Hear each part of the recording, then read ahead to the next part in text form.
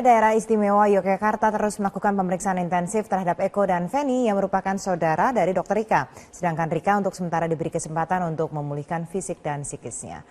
Dan kita sudah bergabung dengan reporter kami di Yogyakarta, ada Tiara. Tiara, bagaimana hasil perkembangan terhadap Eko dan Feni juga Dr. Rika? Ya, Andini, setelah kemarin Dr. Rika beserta dua sepupunya terlacak keberadaannya oleh tim kepolisian daerah istimewa Yogyakarta berada di Pangkalan Bun, Kalimantan Tengah. Mereka kemudian diterbangkan menuju Semarang dan menggunakan jalan darat ke Jogja. Dan kemarin sore mereka tiba di Mapolda daerah istimewa Yogyakarta untuk dilakukan pemeriksaan. Dan untuk Dr. Rika sendiri, memang polisi sudah melakukan pemeriksaan secara lisan. Namun terkait kondisi psikis yang belum memungkinkan, maka sampai saat ini polisi masih terus bersabar untuk menunggu keterangan dari Dr. Rika. Sedangkan untuk sepupu Rika, E dan V, polisi langsung melakukan pemeriksaan secara intensif sejak semalam. Dan dari hasil pemeriksaan E dan V, Polda Daerah Istimewa Yogyakarta sudah menetapkan atau menaikkan status hukum mereka menjadi tersangka sore ini. Dan untuk keterangan selengkapnya, saya sudah bergabung bersama Direskrimum Polda DIY, Kombes Pol Hudit Wahyudi. Selamat sore, Bapak. Selamat sore. Bapak, pemeriksaan seperti apa yang dilakukan terhadap E dan V sejak semalam? Baik, terima kasih.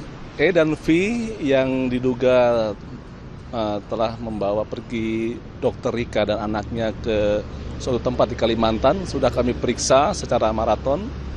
Dari keterangan saksi tersebut dan pemeriksaan tersebut kami telah memiliki minimal 2 alat bukti, yaitu keterangan saksi, surat maupun petunjuk, sehingga kami berkeyakinan dari hasil pemeriksaan dan juga kami telah gelar perkara yang bersangkutan kita kenakan pasal 328 KUHP, yaitu dengan sengaja membawa pergi seseorang dengan maksud untuk menempatkan di bawah kekuasaannya, itu dengan kasus penculikan, dan juga disubsidiarkan pasal 332 dengan membawa pergi seorang wanita di bawah kekuasaannya. Nah, ini dengan Baik. Lalu alat bukti apa saja yang sudah diamankan? Alat bukti sudah kami amankan, ada beberapa hal, yaitu jelas ada surat, kemudian juga alat bukti yang lain, keterangan saksi, dan juga petunjuk-petunjuk.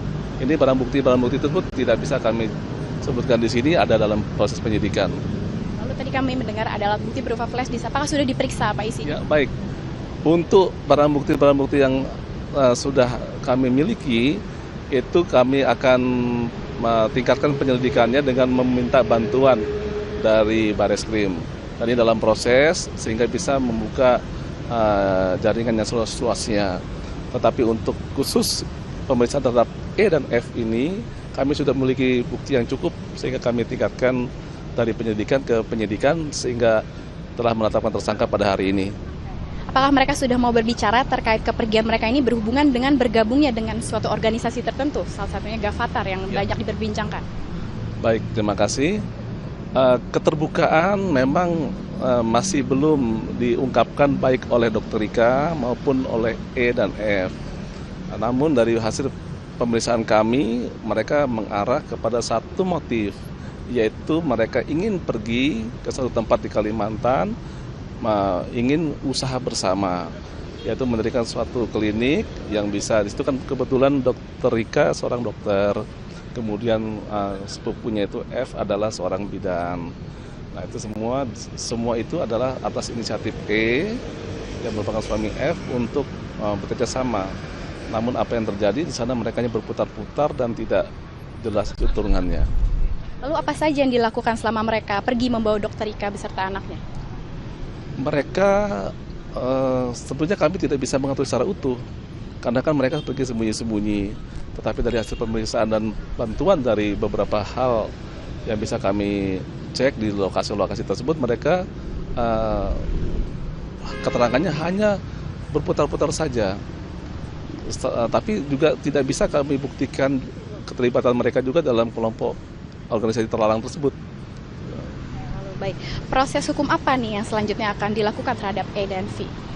E dan V memang sudah kami periksa dan kami gelar kasusnya, dan juga sudah kami koordinasikan dengan Jaksa Penuntut Umum, Kejaksaan Tinggi, dan kami sudah menerapkan pasal yang saya sebutkan tadi 328 KUHP dan 332 ayat 2 untuk menjerat mereka, mempertanggungjawabkan perbuatannya, sehingga ini bisa menjadi efek bagi semua pihak bahwa jangan sampai lepas dari jeratan hukum, membawa pergi seseorang, orang lain ke suatu tempat, dan mereka menelantarkan di sana, dan juga bujuk rayu yang sering disampaikan oleh pihak-pihak yang tidak bertanggung jawab bahwa di suatu tempat itu menjanjikan suatu hal yang muluk-muluk sehingga mengakibatkan orang lain tergerak hatinya untuk pergi dari suatu tempat.